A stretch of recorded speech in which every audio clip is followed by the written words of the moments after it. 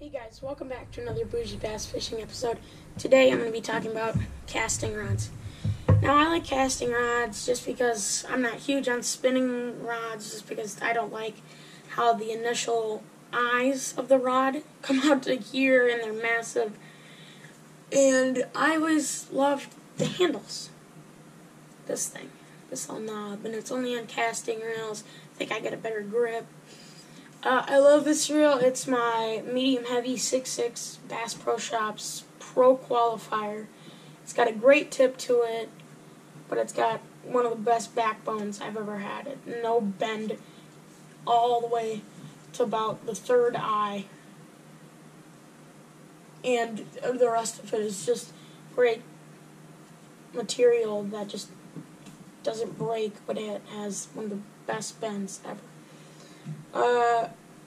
Now when it rates line on the back here, I don't typically pay attention to that. Obviously you don't want to run 200-pound line on this, but it doesn't recommend 20-pound fluorocarbon on this rod, but that is what I use. It says 3/8 to 1 ounce. You can always just run 1/2 ounce. It's fine. You just need to know that if you do swing it a little hard, the rod has a chance of bending over too much and maybe snapping. I love this rod so much, just because it's, well, one of the reasons I love it so much is because of the lock system. It's a great, when you pull the reel holder, the silver part, up so you can get your reel out of there. It's just as tight as when you're reeling it down or twisting it down, which is great because it keeps it locked in at all times. Your reel will never feel loose in that. It'll always feel tight. And if it does feel loose after a couple of years, which most people aren't going to have this rod or any rod for a couple of years, you can always just add WD-40 if it's sticking and doesn't want to go down at all, or if it's